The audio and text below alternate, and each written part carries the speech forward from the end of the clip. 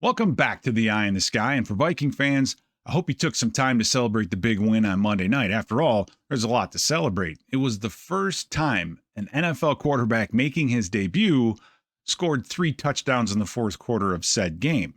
But this is the NFL, and you can't rest on your laurels. We have another quarterback flying into town that was drafted ahead of J.J. McCarthy back in 2024. So how did Michael Penix do on his season debut against the Buccaneers? Pretty good. Threw for 298 yards and scored 2 touchdowns, 1 rushing, 1 passing. But don't take my word for it. Let's look at the film and do a deep dive on Michael Penix, the problems that he may cause our defense, but also the problems that he might have with a revamped offensive line. But then again, we can't forget one of the best dual-purpose backs in the league, Bijon Robinson, will be standing behind him. And also, don't forget, if you like this content, please click the thumbs up, give it a subscribe. Now let's get into the film. So when you want to check the progress of Michael Penix after getting 3 starts last year, I think we need to begin at the end of the game, a 2-minute situation. The Falcons are down by 3 points. There's 52 seconds left, and they have 2 timeouts. Michael Penix has to get him down the field and get him in field goal range. So on this first play, when he gets to the line of scrimmage, what is he seeing? Well, really, like any 2-minute defense, you're getting some sort of middle open. He's looking up. He's seeing 2 deep safeties, corner that's playing off. Now, you got some guys rolled up over here, so it could be man, could be zone. Michael Penix does a great job of seeing what's happening underneath, right? He takes a look at this big open space in the middle of the field. This is a typical 2-minute style of defense. Keep everything in front of you. And I love the way the Tampa Bay plays coverage. They do it with a purpose, and they execute it very well with the guys that they have. I just enjoy watching them go about their work. But Penix gets the snap, gets to the top of his drop, knows that it's 2-man.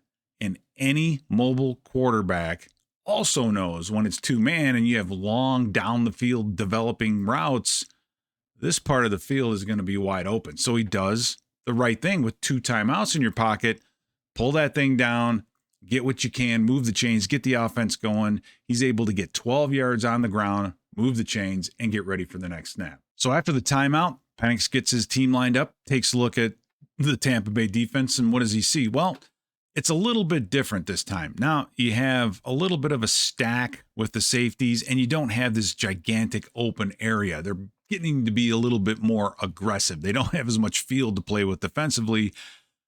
And this ends up being one of the best throws I see this kid make the entire game. Once this ball is snapped, you see what Tampa Bay is trying to do. Okay, they have a free defender right here.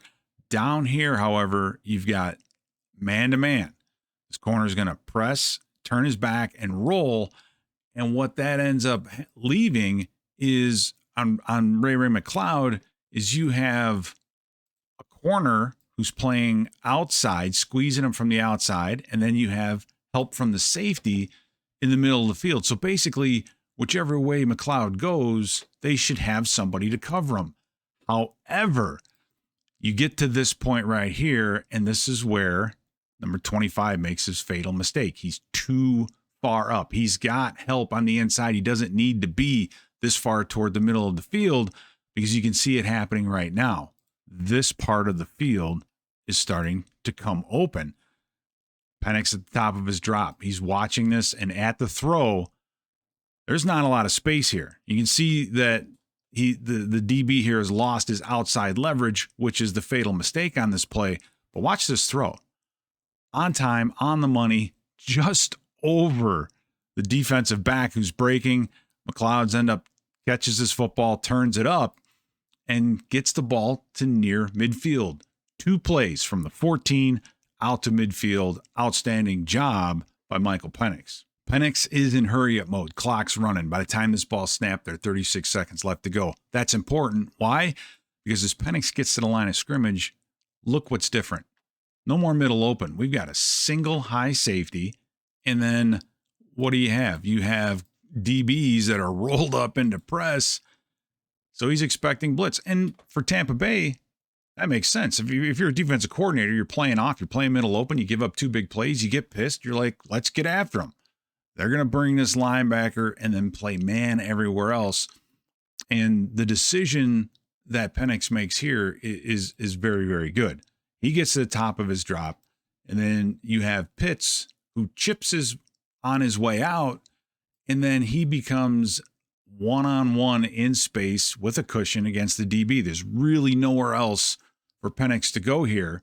So when he throws his football, Pitts is already in his break. And by the way, this is the best that Pitts looked all this game. He looked a little lethargic to me up until this point. So for Atlanta fans, this guy really turned it on toward the end of the game. Makes this catch maybe a yard or two behind the line of scrimmage. But now you see when you're playing man, you've got a lot of field here that's open. Penix brings it down, keeps moving, moves the chains, and then Atlanta bangs another timeout. After the timeout, Penix gets to the line of scrimmage, 27 seconds left on the clock. What's he getting? Again, some type of single high. You've got a press corner here at the bottom. Could be man-to-man, but he's getting kind of a combo platter of a zone up top. And then, again, man-to-man here. This is what Tampa Bay did all day. They just really locked up the backside cornerbacks. And so Penix gets to the top of his drop. What he really wants here is he really wants to get to this receiver in the middle of the field. Now, Drake London is a favorite target of his. He'll get a little bit fixated on him at times, but due to the pressure up front, he has a defensive lineman right in his face. He's going to get it outside to Bijon Robinson, one of the best dual-purpose backs in the league. And Bijon catches this football. You got him in space. He actually gets lucky here because he ends up staying in bounds and then getting tackled. However, he actually stepped out, so that allows Atlanta to stop the clock. In summary, this is the fifth play of a drive that's lasted 31 seconds and has gone for 56 yards. He's taken his team from the 14 all the way down to Tampa Bay's 30. They're in field goal range right here, and he just continues to chip away. So now the big chunk plays aren't as necessary. You just want to keep making this a makeable field goal, right? So on this play here, Tampa's still giving them kind of a three-deep look. You have this is the exact same coverage they ran a play before. You get the man-to-man down here, and then this nickel defender is going to sprint out and then turn himself around and protect the sidelines up top.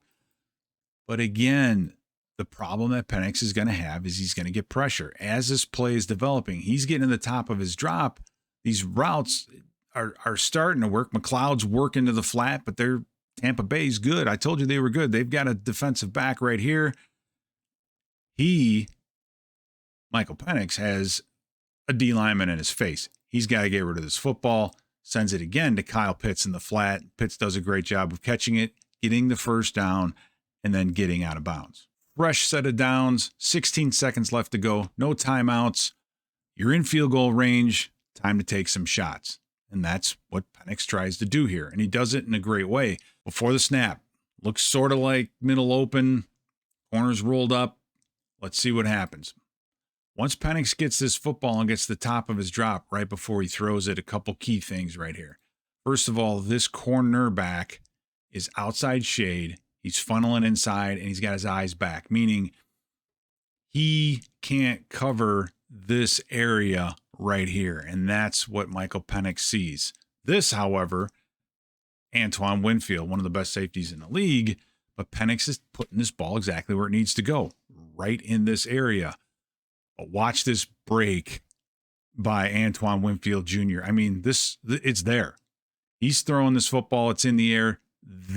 It's there. If he fades this toward the sideline, a little bit away from the safety, this is going to be throw catch for a touchdown and a game winner.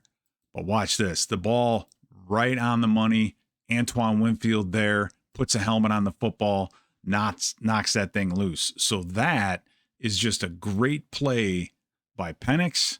Great throw, but an even better play by that Tampa Bay defense. This is the seventh play of a drive that has only taken 41 seconds, gone 60 yards, led by Michael Penix. They have 11 seconds left to go in the game, no timeouts. They have to take a shot at the end zone. Tampa Bay knows it. You can see by the coverage that they're playing. They got the umbrella going, so that they're going to make sure nothing can get behind them. Have to protect the middle of the field. But this is an unbelievable throw by Michael Penix. As he gets to the top of his drop and he gets ready to throw this football, you can see up on top of your screen just the relationship. This cornerback is a little bit inside. He's got to protect the post, so he's kind of in a tough spot. But watch where this football lands. I mean, if this is Drake London out here, I think he comes up with this football. I mean, just over the fingertips. Again, take a look at the accuracy and where he put this football. Had the receiver seen this thing coming, it might have been a touchdown and it would have won Atlanta the game. An impressive 2-minute drive by the young quarterback. Well, how did he do the rest of the game? And this is where it gets a little bit murky. A short passing game. You're going to see a lot of pistol with Michael Penix, and the football is going to come out very quickly. What does that mean? That means even if you blitz and you're free, you're going to have a hard time getting there. The ball gets out quickly. This is an example, again, of him being able to be athletic and making good decisions. Tampa Bay right here is going to get after him. Okay, this is a blitz that Tampa Bay is going to run. So right at the snap, you're getting 6 Buccaneer defenders that are going to go. Mainly this corner from up on top, this linebacker from this side, and then the 4 defensive linemen underneath. Penix takes the snap, turns his back on the defense, rolls himself around, gets to the top of his drop. Now, Tampa Bay's got a problem right here. They got a couple problems. Number one, you got 6 guys rushing, and not one of them is getting to the quarterback, and they've left themselves short down here in coverage. One of the routes that's coming open is going to be Pitts across the back of the in the back of the Tampa Bay defense, but instead of waiting for this crossing route to come open, he's going to decide to dump it off to Bijon Robinson, which not a bad decision considering this. You now have Robinson one-on-one against a linebacker with a lot of space, and this is why I say he's one of the better dual-purpose backs in the league. He makes his first linebacker miss. In fact, he doesn't even really get to him. And now they've got a problem. Pitts comes up with a block. You have a block down here. But another note about pursuit. Watch the DBs here and the defenders from Tampa Bay. They're running. They're jogging. But once they see that Bijon Robinson is free, they kick it up to the next level. You can't do that. That's pursuit. You got to run 100% all of the time. Some people think it can't be done. That's how they used to do it back in the day. But so Tampa just misses a tackle there. They can't get to him, and it's a big touchdown. So if you're going to blitz, you better get there because Michael Penix can get this football out to some of his other playmakers, Bijon Robinson being one of them. This play, I think, personifies this Atlanta Falcons offense. I think it also points out how much that Michael Penix has grown as a passer. So let me show you what I'm talking about here. You get a short motion by Pitts, the tight end, and as this football snapped and Penix is getting to the top of his drop, what is he seeing? He knows this is an outside linebacker right here. It looks like Drake London is covered, and there is a tight end here running to the flat. Penix knows he's already thrown this football. He knows that this outside linebacker has the flat and is going to drop through this zone. So before Drake London's even open, this football is on its way. So great anticipation, great job of knowing what he's getting from a defensive standpoint, and he puts this football right on Drake London. Why is that important? Well, the key is what happens next. He gets another 7 to 9 yards because the football was delivered to him so quickly before the inside linebacker can get to him, before the rest of these DBs who are protecting the 7 route can start to rally. So London catches his football and gets the first down. So a pass that's only a couple yards ends up being a first down because Penix gets the football there in a hurry. We're going to see a lot of 3-out strong, quick passing game. And here they're really doing it by alignment. But there's a little bit of a twist. You have Kyle Pitts, the tight end on the outside, Ray McLeod in the slot, and then Penix's favorite receiver, Drake London, right in here in the slot. And the point of this is to create mismatches underneath. You have wide receivers matching up against nickels, linebackers. makes it easy for that quick throw and quick catch and moving the chains type of mentality. Okay, so a little bit of a motion by London. He knows that he's getting zoned because no one ran. They just bumped. And really, it ends up being a good read. Is this is a 3rd and 7 play. And Penix is already starting to throw this football. You got London on an outcut right here at the chains, almost past the line to gain, not quite. But the downside of such a quick passing game and a quick rhythm passing game is you miss a lot of big opportunities. And in this case, it's Pitts on a post. Now, putting a receiver out there instead of a tight end, maybe that would help. But you can't sacrifice explosive plays for just moving the chains. Now, this ball ends up getting deflected and almost intercepted, but Pitts is open, may have been a first down, but man, they are so dedicated to this quick passing game that they sometimes miss big opportunities. This is a very interesting 3rd and 10 play, and the decision that Michael Penix makes on this, because Tampa Bay is getting aggressive here, and they're doing it in kind of a unique way. They're going to have this outside linebacker here blitzing and then taking one of their underneath defenders and then just buzzing him out to cover his favorite target in Drake London. But watch how this play develops.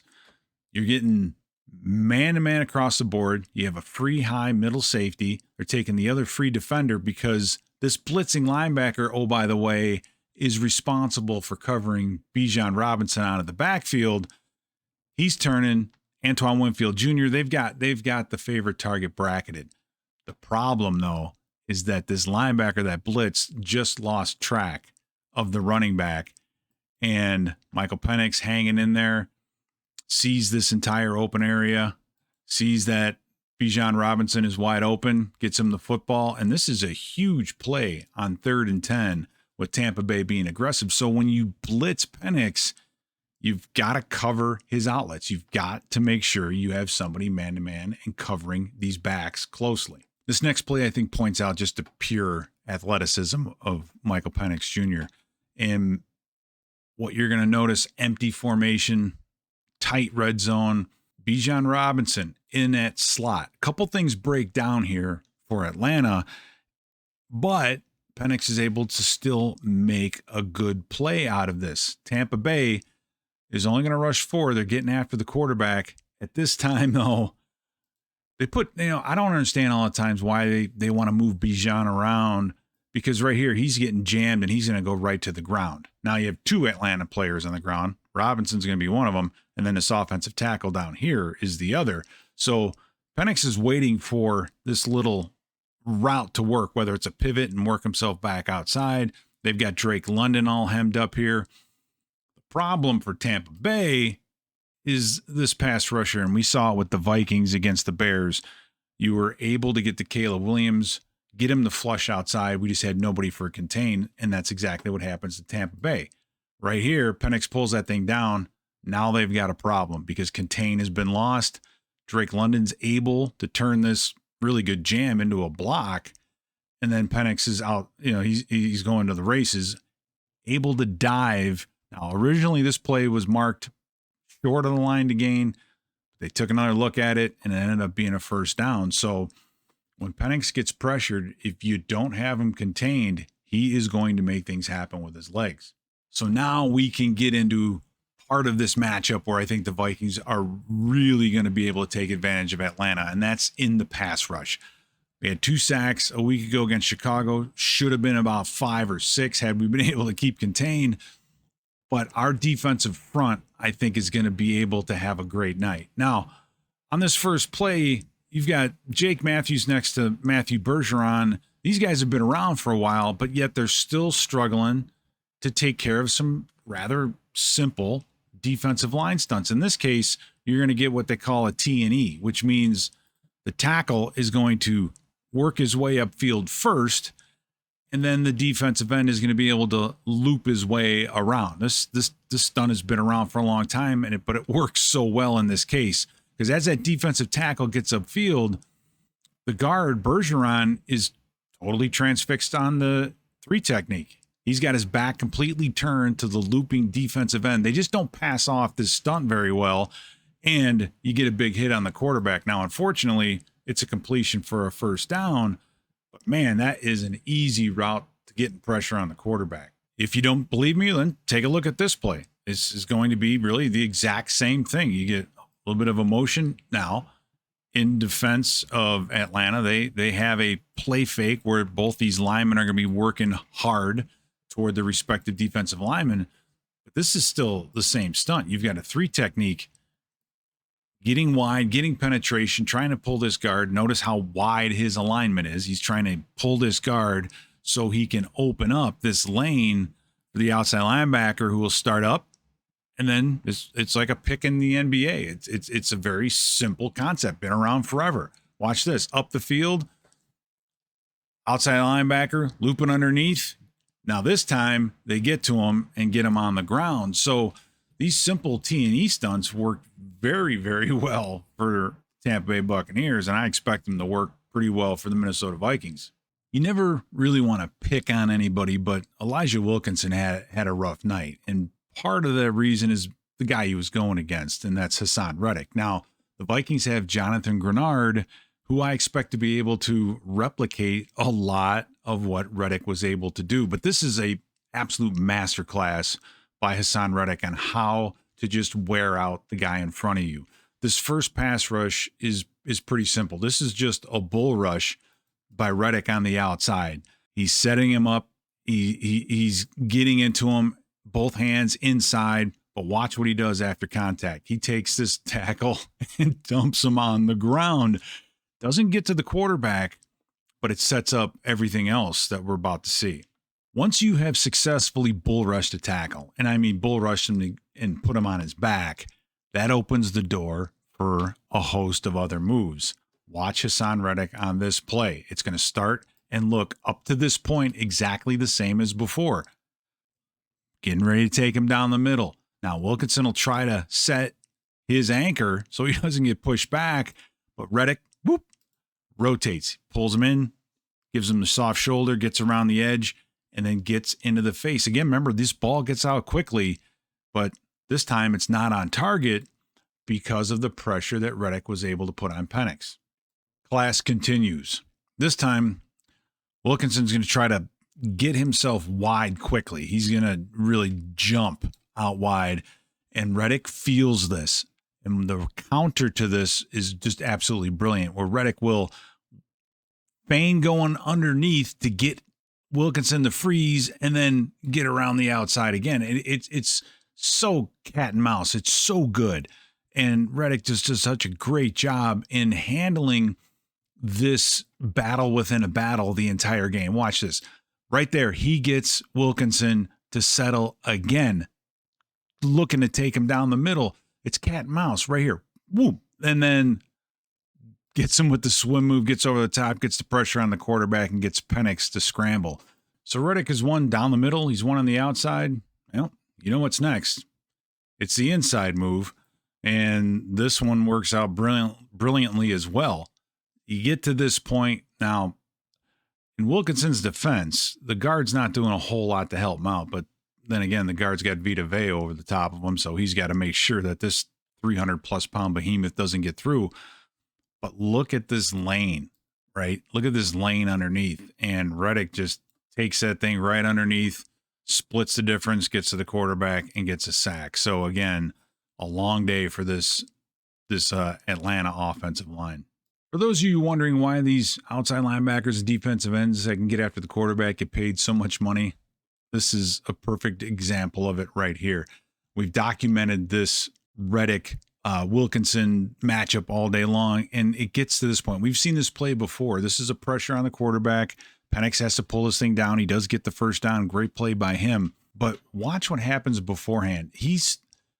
Reddick is so in Wilkinson's kitchen that Wilkinson doesn't even get the snap count. I mean, look at this. The guard takes a step. He really hasn't even moved yet. And by the time he kicks that first leg back, look at this. The guard is already outside of his inside foot. And what happens? Boom. Falls down. Reddick is free to the quarterback. and forces Penix to scramble. Had they kept contained, this would have been a sack and a disastrous type play. My point, it's a home game. Crowd noise is going to be a part of it. The crowd gets into it. You get Grenard on the outside. I expect a lot of pressure out of Grenard on Sunday night. The Vikings were able to get to Caleb Williams only twice on Monday night, despite putting a ton of pressure on him. And it was Javon Hargrave both times, and it was Javon from the middle of the offense. Now, the Atlanta Falcons have a new center. It's Ryan Newsel. Now, Drew Dahlman left, went to the Chicago Bears. This matchup, I expect to be in the Vikings' favor as well. And watch what Vita Vea is able to do. Once this football is snapped, he gets into him. Look at that right there. Anytime you can see the back numbers of an offensive lineman, that's not good, right? Vita Vea is not that fast. He's got to take a straight line to the quarterback. In this case, gets free, big hit on the quarterback. Unfortunately, it was a face-to-face call, almost intercepted. But Michael Penix, I expect to be under duress quite a bit on Sunday night. With any review of this Falcons offense, you can't forget about this guy, Bijon Robinson. Now, I've talked about his versatility, but he is one of the more efficient running backs in this league, and Atlanta's not really using him so much at running back. He only had 24 yards this game on the ground. However, he had 100 yards receiving. But this is why he is so dangerous. And Atlanta is known for that zone. They're not really quite running it. I think the changes up front with this offensive line has kept them out of that old school zone play that they were just, renowned for running. But watch Bijon Robinson on his play. He's just so good and so quick. And the little things that he does makes him so efficient. This is just going to be a little zone play here, going to the strong side with the motion. And Robinson's going to want to cut this thing back, but watch how that affects this defensive back from Tampa Bay. He starts on that cut. All he's doing there, he cuts back hard enough to get him to do what? To settle back up. Now Robinson, on a play where you have a free hitter, now he's got some room. Right now he can make things happen.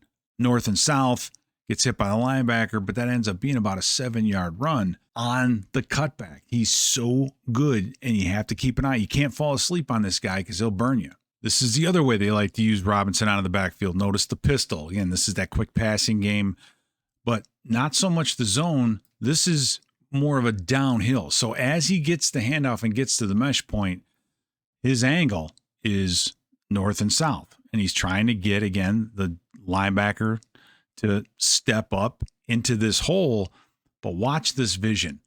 He's able to freeze and now jump cut. And he's jump cutting outside. He's completely changed his angle of attack. There are a couple of Tampa defenders here, right? But watch the strength. Arm tackle, another arm tackle, able to get 5 yards out of a play that was going nowhere. And finally, we're seeing Bijon used in the way that we're so used to seeing him. That's just this outside zone. So outside linebackers, you have a little bit of a stunt here, which doesn't help Tampa Bay. They've got the soft edge. You get a hold on the outside by Drake London, the wide receiver, but Bijon can just get to the outside, get north and south. This one comes back because of a hold. But, man, if you take your eyes off him, you don't pay attention to him, he's going to hurt you. So overall, Michael Penix is developing well. The way he ran that 2-minute at the end of the game, I think, was brilliant, accurate.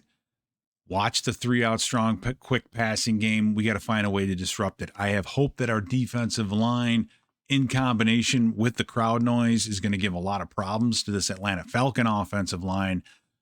But all along, do not lose sight of Bijon Robinson. Yeah, he only had 20-some yards rushing, but over 100 receiving. Wherever he goes, you better have somebody on him. And it's going to be a great Sunday night football game.